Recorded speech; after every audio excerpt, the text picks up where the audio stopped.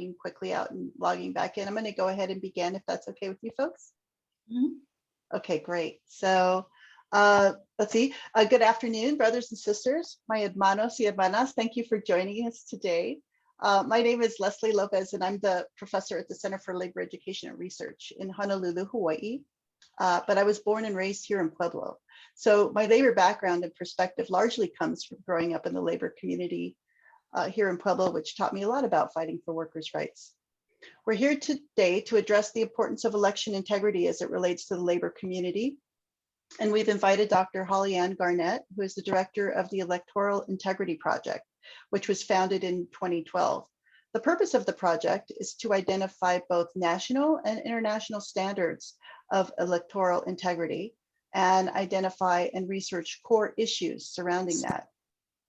We also have political organizing director Robert Lindgren with the Colorado AFL-CIO, which has 180 affiliate unions representing more than 130,000 unionized workers. We also have joining us Pueblo County Clerk and Recorder Gilbert Ortiz, who is also board president of the Colorado County Clerks Association. He's here to share on issues facing county clerks in this election.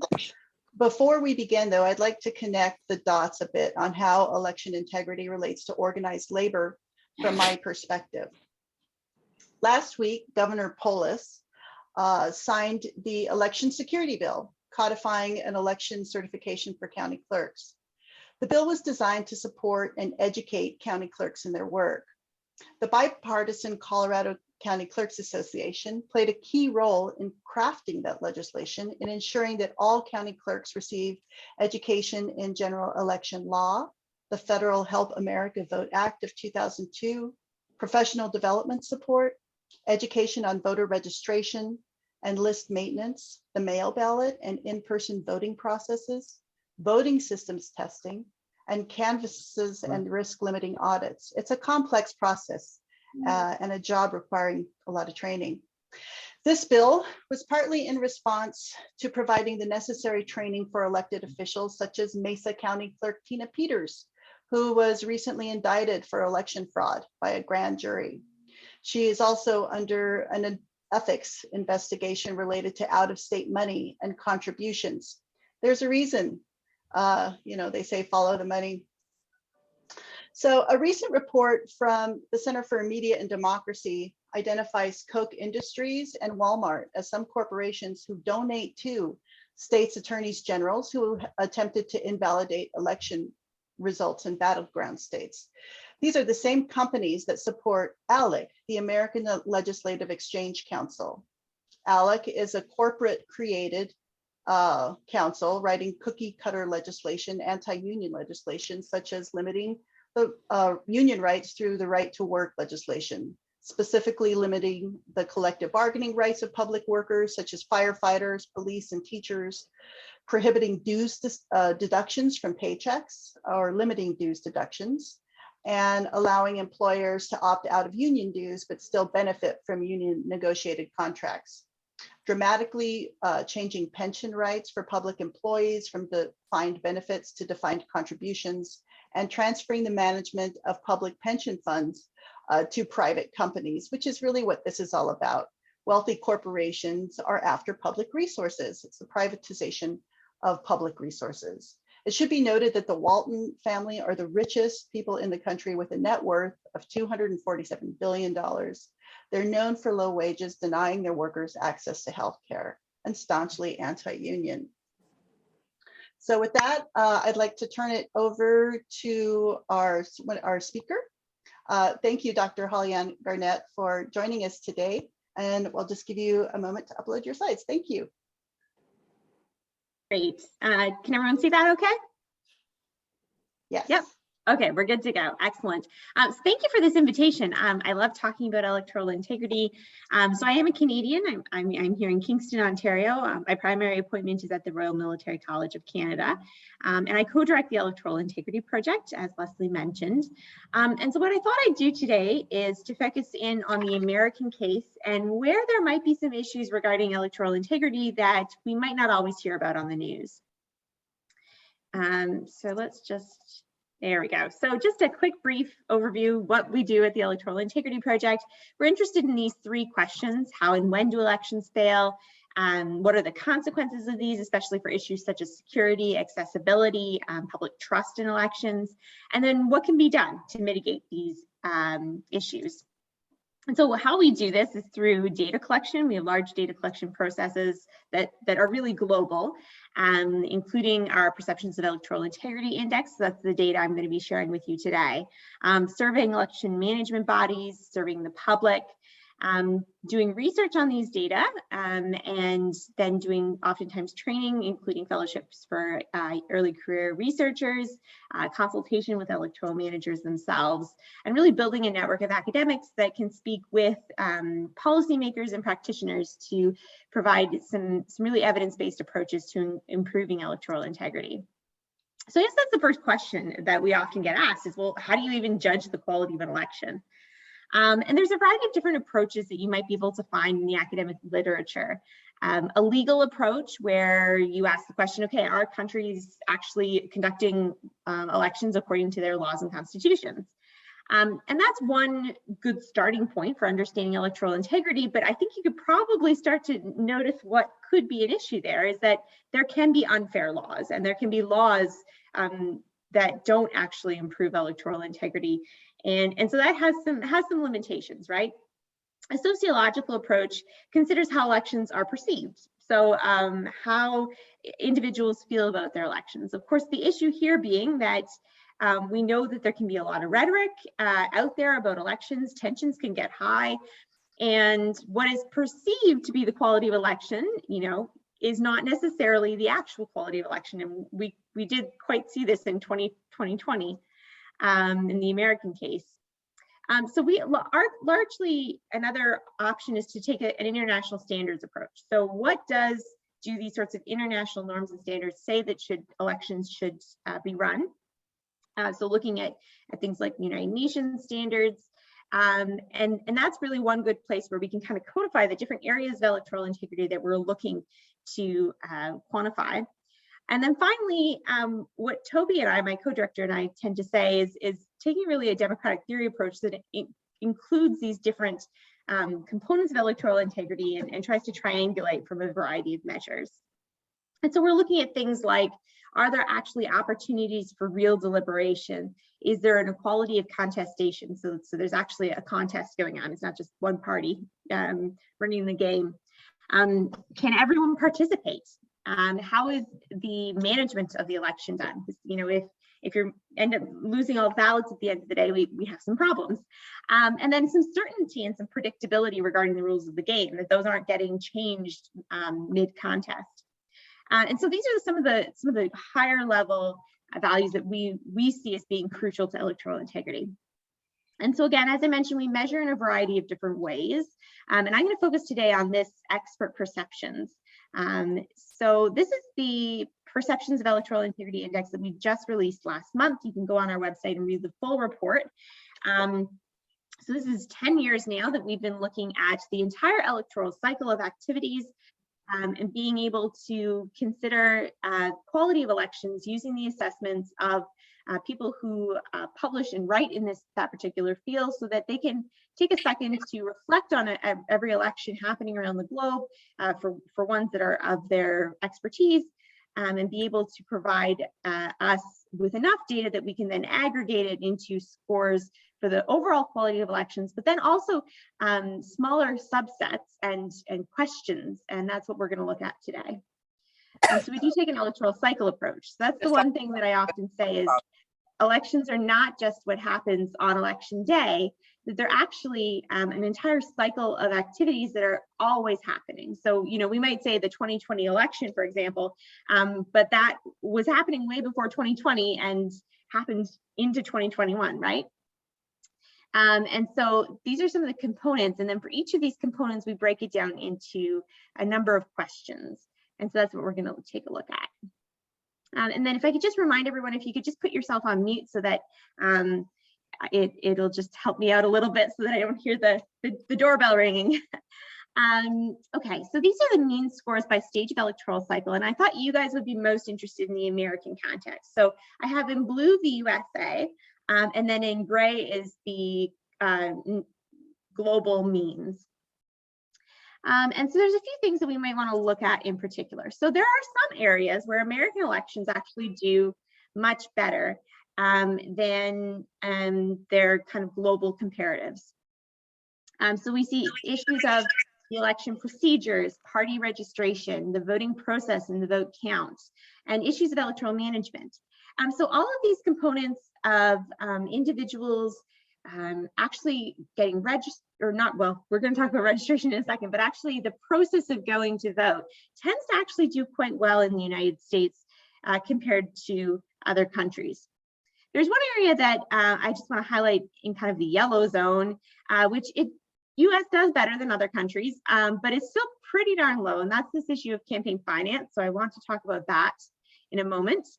And then some areas where the USA actually is doing quite a bit poorer than other places. And I'd like to think a little bit about why, for example, in these areas of election laws, boundaries, and voter registration, the United States might not be doing quite as well. Obviously, with the caveat that it's kind of not just one election in the US, it's, you know, elections in 50 states plus and other territories. And then sometimes it's even each county is running things a little differently. So it's hard to say one election, but we are going to paint with broad strokes today. All right, so what I wanted to do, I added in Canada just because as a comparator, because I'm Canadian. And maybe this can help us provide some sort of understanding of where there are areas that really do need some attention in the American context. So the first one is election laws. So this is the legal framework that we're looking at regarding an election. And it's looking at encouraging the rights to fully participate in the electoral process. And so this is a very broad indicator, right? Say electoral laws, that touches on every stage of the electoral cycle, but a broad indicator of the rights. And experts do seem to find that the US is lacking. And this is less in the issue of the laws regulating election administration and more very much in the hands of the legislators and policymakers. We notice in particular there's an issue with elections being unfair to smaller parties. And that's kind of self-explanatory. You can kind of think about that in the American context where there are just really two major parties that have the momentum, and it's really hard for new parties or new movements to break in. And I know that it's a shift in your head to think, wait a second, like other smaller parties really being able to access political power, but it's actually not as common to have just two actually around the globe. And so a large part of this has something to do with the first past the post electoral system, where it does favor coalition building happening before the election takes place and favors larger parties. So you'll notice when you see the smaller electoral laws favored to smaller parties. Canada, we also have a first past the post system. We also are performing not quite as well as the rest of the world. And so this is looking at, you know, these broader issues of the electoral system itself being one of these issues that reduces electoral integrity in the United States. The next issue where the US performs quite poorly is electoral boundaries. And so these are questions that we ask about boundaries being impartial, whether they favor the incumbents, whether they're discriminating against some parties. And the key principle that we need to be thinking about is that, you know, boundaries do need to be impartial. They do need to ensure that there's equality of participation and equality of access to being able to break through and participate. And we know that in the United States, in many states, not in all, but in many states at least, some sort of legislative process is making these boundaries. And it really does show up in data that these issues of creating boundaries for political gain rather than for equality of participation and equality of access is definitely not happening. And again, so this is one of these broader issues with the policy framework through which elections are being run in the United States. We also see some lags in voter registration. Now, of course, this is one of those issues where it's so tricky because there are some states that don't even have voter registration. But there are states, of course, that do have more stringent registration, and this does end up showing up in the data set. Having citizens not being listed on the registrar is the issue, as opposed to this issue of ineligible electors being on the register. And so this really does speak to this issue of access and security. There's always this tension between, we want to ensure that everybody who should participate can, but we also want to ensure that people who shouldn't be participating aren't. And it would appear from the data, at least, that in the American context, we're leaning much more to this issue of those who could be on the register not being on the register, as opposed to people who are ineligible end up being on the register.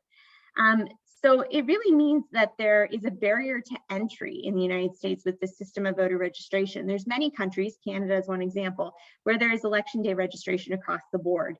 And I know that is the case in some American states, but it isn't a case across the board. And so we really do need to think a little bit more about how voter registration, especially in some states, can be a huge barrier to entry, and that we've sided on the side of security where the real issue is accessibility. And then finally, I want to talk about campaign finance. That's another area where America does perform poorly. Actually, to be honest, the entire world performs quite poorly in the area of campaign finance. It's in the American case, it's not necessarily just about incumbents using money to win re-election. That's a huge issue in a lot of other countries. But it's about the inordinate influence of private donors, that rich people can influence politics through their money. And that there is a real lack, especially when comparing to the Canadian case, which I know probably the most about, is there's a real lack in terms of transparent accounts and equitable access. So again, we see this theme coming up that newer, smaller parties or candidates can have a really hard time breaking into the political system in the American context because the two parties have a monopoly on the finance. One more thing I wanted to note, because I know I'm running out of time, is I graphed kind of the changes over time, because we've had the privilege of being able to look at 5 different American elections. And this results section also, I thought it was very interesting that you could definitely see a phenomenon going on. So I'll just point that out for a second. The results component of the Electoral Integrity Index is whether there's a willingness really to accept the results and whether there's a willingness to accept the results peacefully. And we've seen dips in 2016 and 2020. And that's really just showing up this new way of influencing elections, I might even say manipulating elections, whereby candidates call into question the validity of the results. And that ends up having a huge impact. Even if an election is run cleanly, it has very high electoral integrity, if the population has been primed not to trust the results, you're really throwing away a lot of that good work that's been done to ensure electoral integrity. And this is an alarming trend that I note in the American context. Obviously, look at January 6th, look at a lot of the rhetoric going around regarding the validity of postal ballots, the validity of electoral results. And that's one thing that I'm going to be paying attention, because I think that's an area where the United States is sliding and perhaps even adopting some of the tactics commonly used by autocrats and countries that are not democracies in order to manipulate elections. So something definitely worth noting.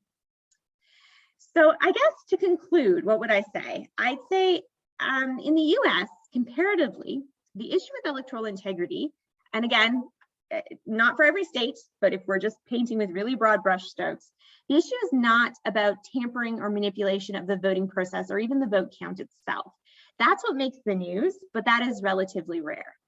The fundamental issues with the electoral system, with the ability of smaller parties and candidates to be able to break into the electoral system, it's these fundamental issues that actually are the areas where comparatively the United States is performing the weakest and really should be the focus of policymakers, of activists, and of concerned citizens to be looking, rather than at these nuts and bolts issues of dead people voting. Dead people don't actually vote that often. Really should be looking at some of these structural issues that can influence electoral integrity in the United States. So some publications you can take a look at on there, also our website, which has information about an upcoming conference in July, and our report and other publications. Thank you. Thank you so much. And I'm sure there'll be questions from participants. I'd like, if they could, hold off on some questions until we've heard from the Robert Lindgren, the Colorado AFL, the political organizing director for the Colorado State Fed. I would like to comment that, labor unions are quite democratically, the way they run they function very democratically. I went to a teachers convention recently, and during the negotiations, the provision was on the screen, and then you had both sides commenting and in support or against the contract provisions, and that's just the way so many labor unions are organized. And so I'd like to turn over to Robert, commenting on the things that Colorado AFL-CIO is doing to preserve election integrity and the work they're doing in the labor community. Yeah, thank you so much for having me here. And I will sort of jump on your last point, Leslie, in that we just came out of one of our conventions, which are, a fiercely and direct fierce and direct democracy. A lot of folks being able to have their voice heard and then have those votes happen right there. When I think election integrity from a labor movement perspective, it's actually really similar to folks like Gilbert, Ortiz that are working with the entire community or groups that do. To me, we are doing ourselves a disservice if we aren't making it as easy as possible for people to get into the habit of being civically involved. And in Colorado, with what I consider the best in the nation election laws and incredibly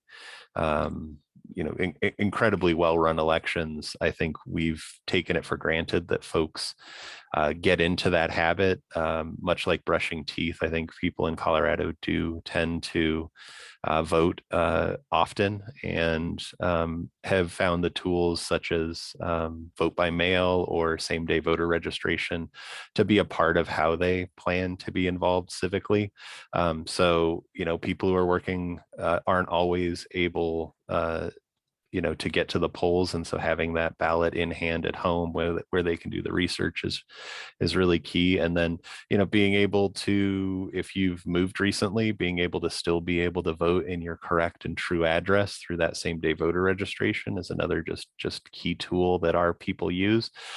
But at the very most basic level, as labor unions, we're trying to do the same as a lot of folks in the community, which is make sure our people are having their voice heard, making sure they're getting out to vote. That's a lot of what we focus on is building that muscle memory of being civically involved, because that translates directly into their involvement at the workplace and their involvement with their union. So those are some of the thoughts that came from the presentation today. Thank you, Robert. With that, I'd like to turn it over to Pueblo County Clerk and Recorder Gilbert Bo Ortiz to share with us any thoughts that he has and from his perspective on the issues that county clerks are facing in Colorado.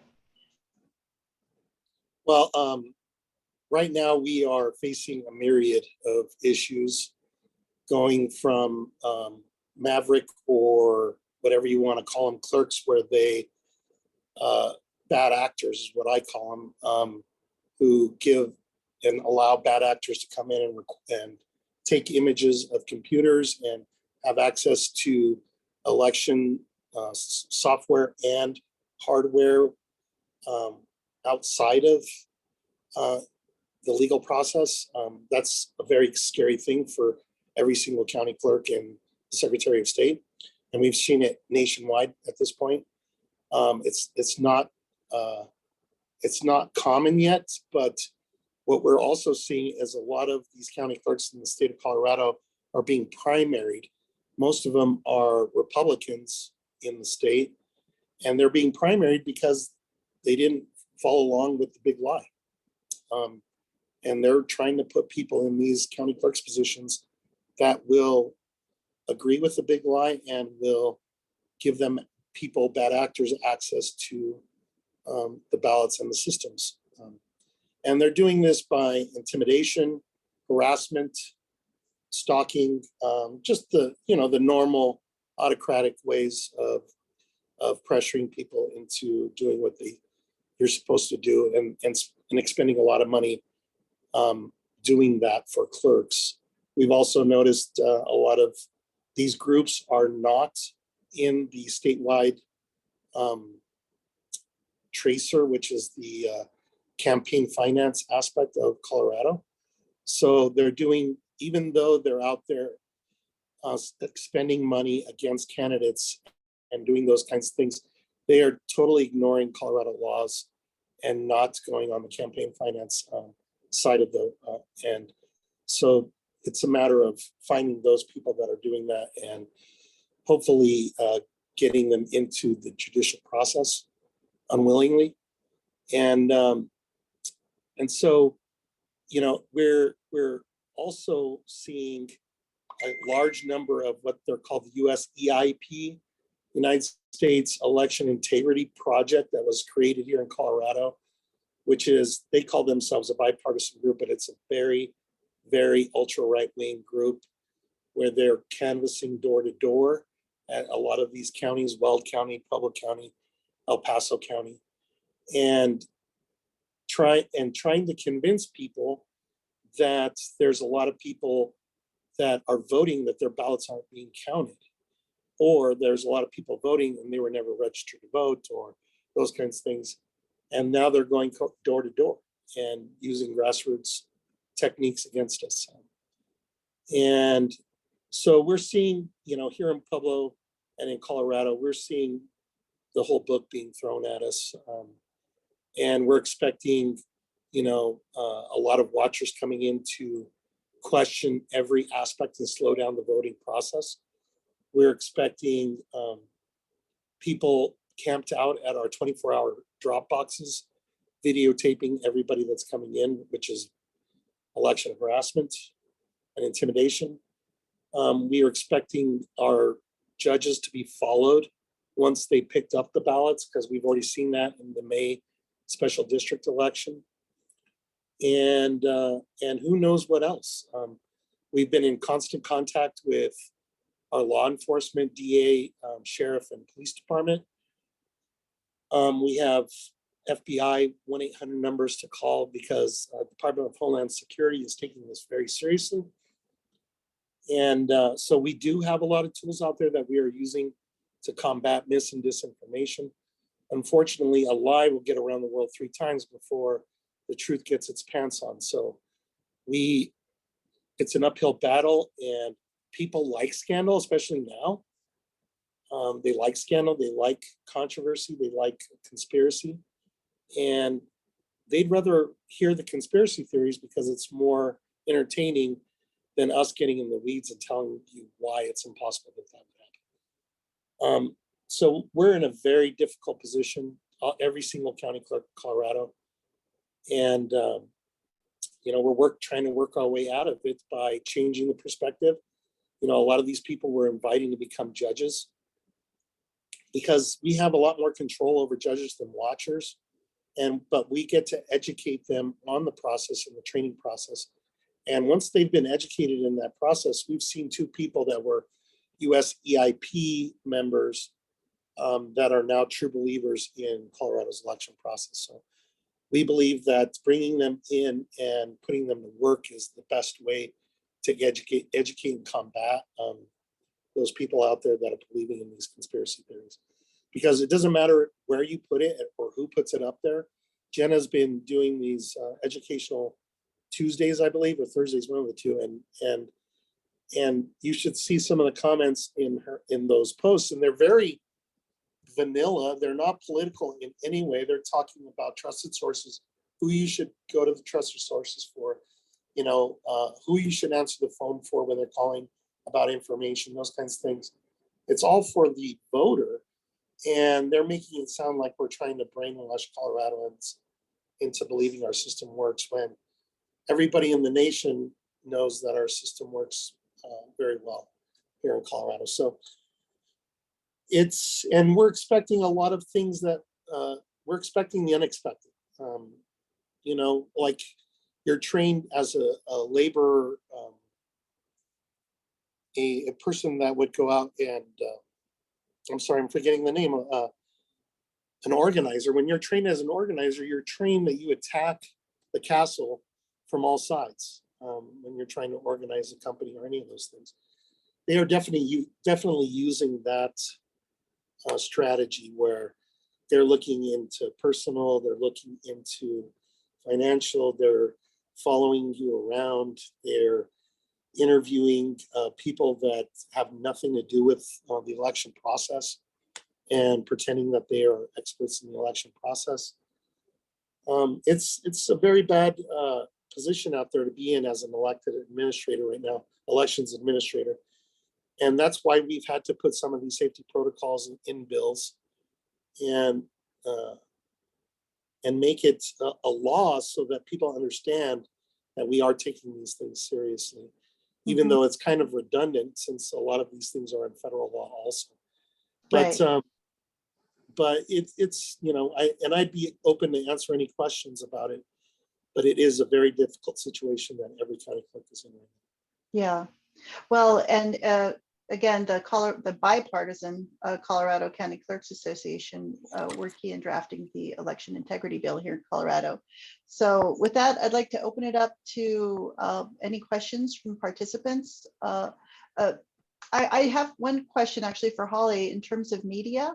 When we're talking about the election integrity, what role does local media play in supporting or not, the trust in the election process, established election processes? Yeah, and I'm just trying to pull up some data because we did have a rotating battery looking at information integrity. And the major issue there was not necessarily integrity issues with journalistic standards. It's the fact that local media and journalists have been usurped by social media, and everyone is a journalist now. And so that's the major issue, is that there's really no good way to disseminate information in a way that we can be confident in its trustworthiness.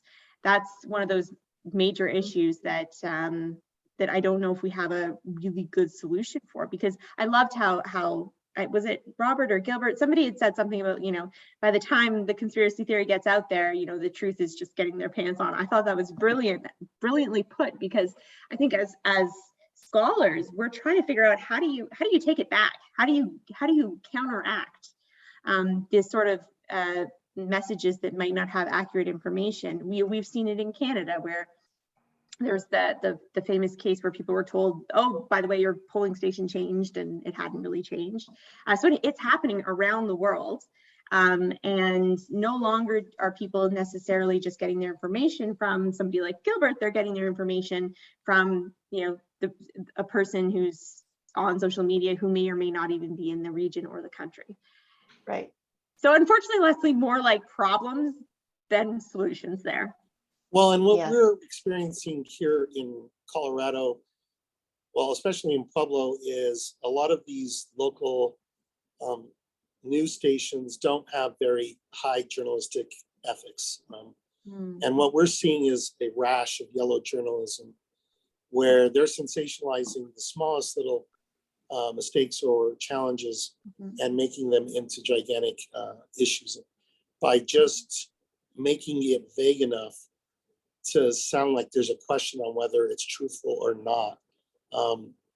When we can provide every document to prove that the ballots were sent at this time, or that we've done all these things, basically an election is a setup for a lawsuit. Every aspect of what we do and the paperwork that we keep is evidence in a lawsuit to prove that the election worked properly to the canvas. And what they're doing is they're just putting a little twist on something that happened. Maybe one person forgot to affix a label on a box, or they put the wrong date on a label, those kinds of things. And they try to invalidate the whole election process with a simple mistake like that, we can find and mitigate the circumstances and make it lawful. Colorado law and election law nationwide is very, very liberally construed. It's about some compliance and how much you've tried to comply. Sometimes it's impossible to comply with the law. There's certain dates and times. With the problems with supply lines right now, paper, those kinds of things. The United States Post Office during the COVID, we're seeing more and more challenges coming to elections, and the sensationalism from local networks becoming bigger and bigger and bigger, especially when they get their hooks in a person. They really want to go after that person. So it's tough out there for, you know, the county clerks and for us to trust the media in any way. You know, when you put out a press release and they don't even use the facts that are on the press release, they use the facts from somebody's testimony, which is hearsay or a lie. It's very difficult to fight mis and disinformation in that area. And I have to put a disclaimer out there. That wasn't my quote. That was a Winston Churchill quote. Oh, really? Yeah, I'm you not that instead of Winston Churchill. That's where I heard it first. So yeah, and just to pick up on that, I think the biggest challenge for academics is, you know, as people who study electoral integrity, you know, we're using expert perceptions as a way to try to capture what's the actual quality of an election. But it's difficult, right? It's trying to see something that doesn't exist. So, you know, I don't see evidence of dead people voting, but you can always put that little seed of doubt. And that's one of the biggest challenges we have is trying to find ways that our research can very rigorously put to rest some of these problems that don't actually exist, or more put to rest the rhetoric that's going on with solid, accurate information.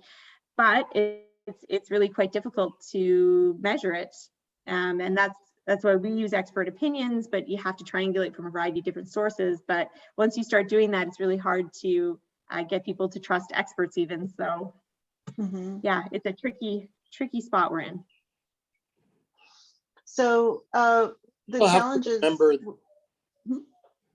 please. sorry, we also have to remember that this isn't the first time that we've had oligarchs in the United States. This isn't the first time where people have tried to take over elections, those kinds of things. And we really need to look back in our history and learn the lessons that we learned, you know, in the 1920s about oligarchs and those kinds of things. So, you know, I think a lot of the answers are out there, and we just have to start digging into history to look for a lot of those answers, because even though they didn't have social media back then, I've seen plenty of political cartoons that were disseminated just by pamphlets during elections, you know, tearing down government, candidates, you know, all those things.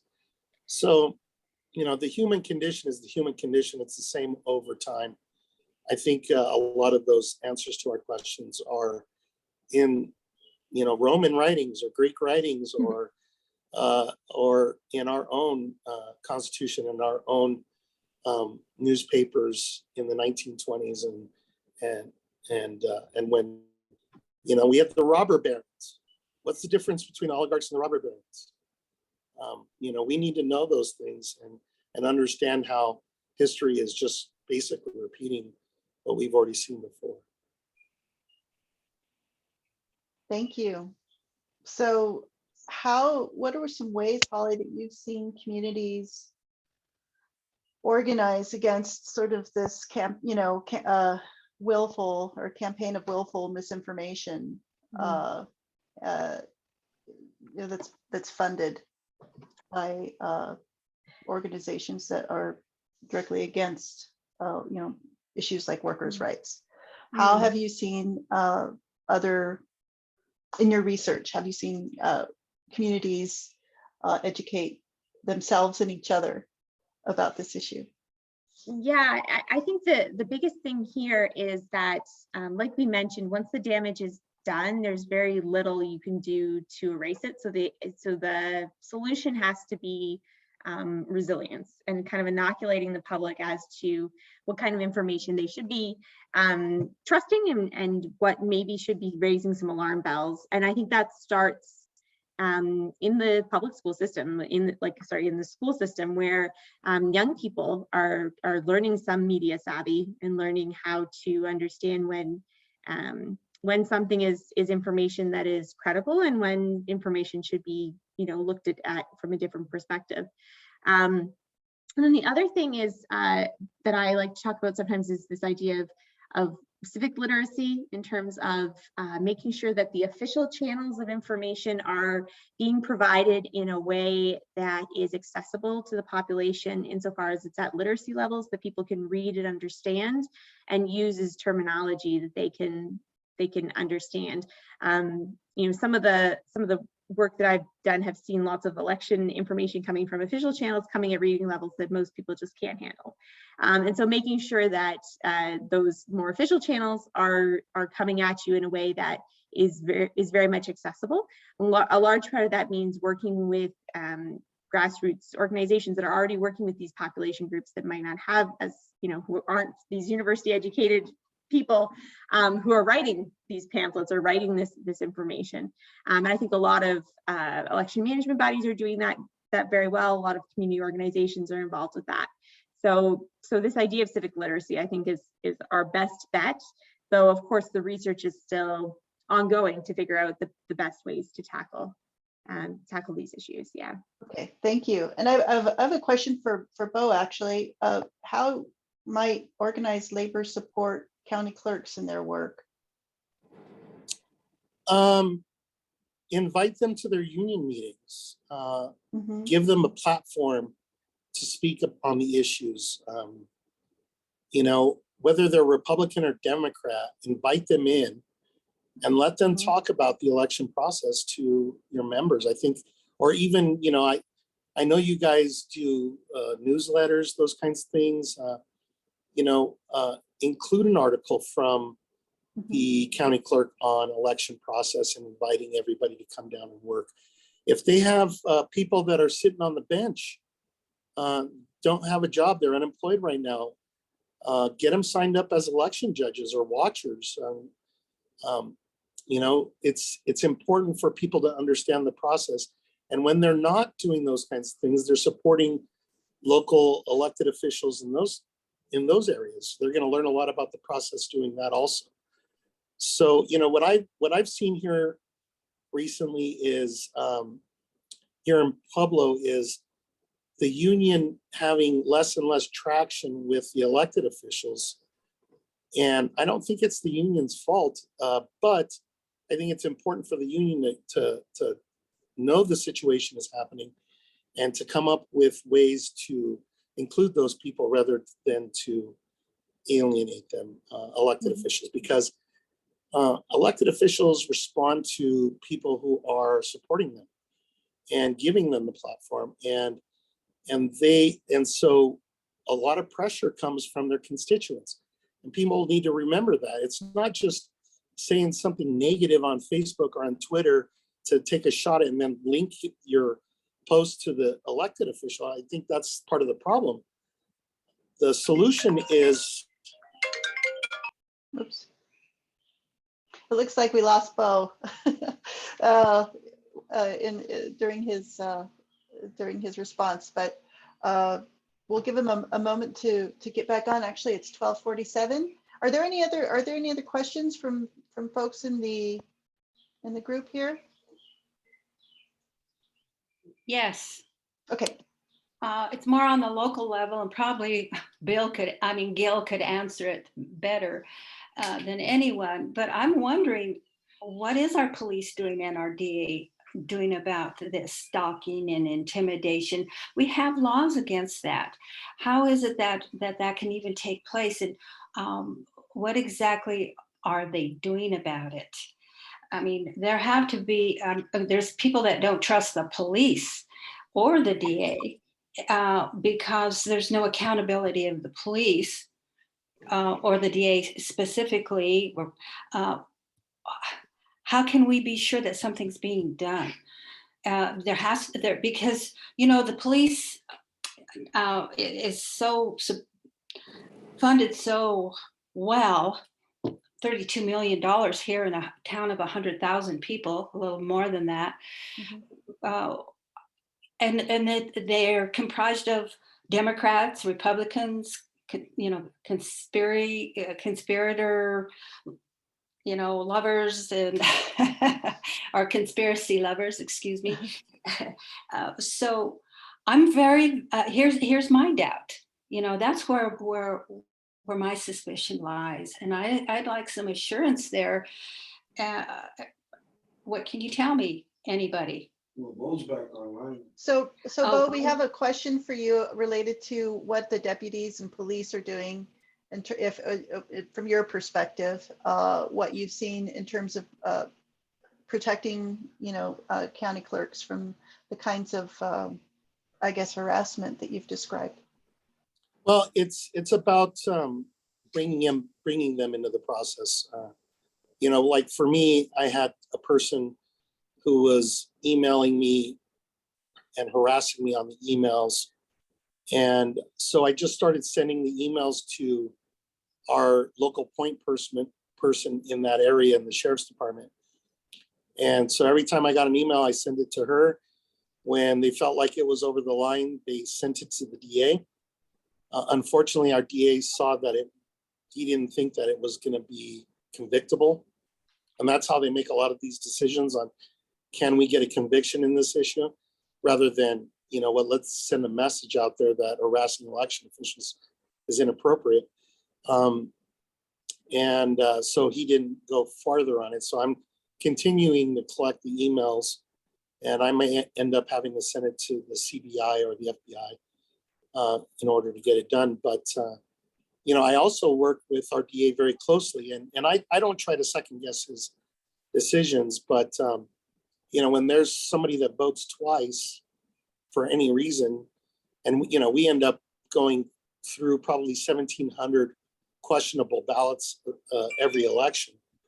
You need a partner in the DA's office who's willing and ready to convict and those people that are doing those kinds of election fraud. And in Pueblo County, we've had 4 people convicted in the last 9 years. And almost every single one of them was a parent voting their kid's ballot, the kid calling back to the election department saying, hey, I never got a ballot, but it says here that I voted. And so once they said that, we sent it to the DAs, and all of a sudden they have a court case because their daughter accidentally turned them in and they voted their daughter's ballot. So we've seen that a couple of times here locally, and that's what seems to be the most. We've also done all kinds of audits as far as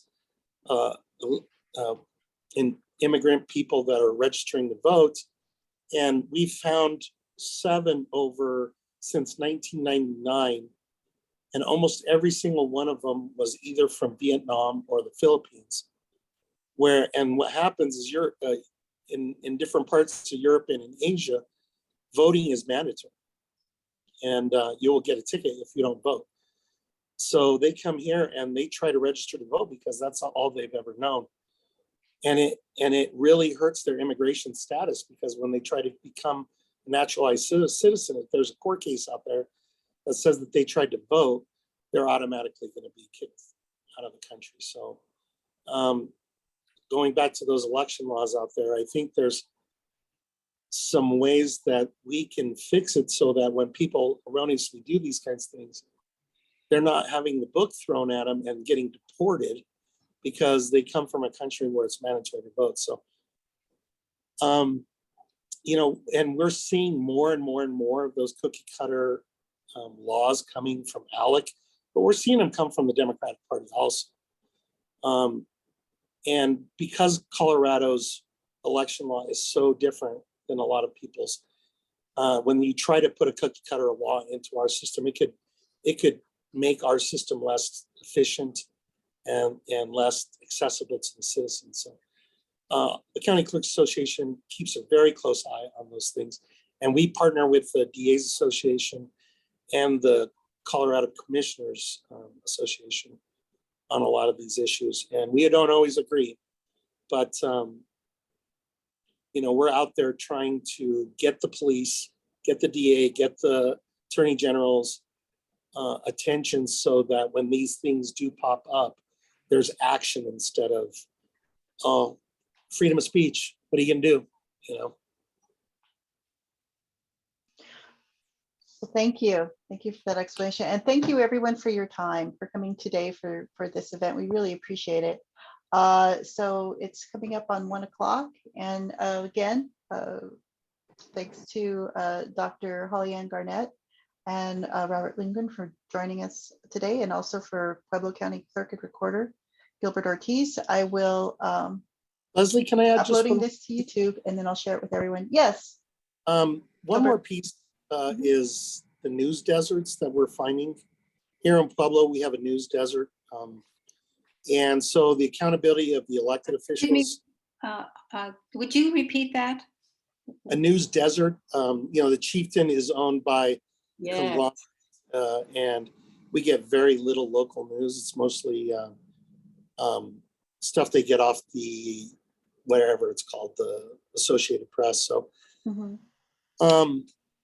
so we get very little news. So in the void of news, you get conspiracy and innuendo and yellow journalism.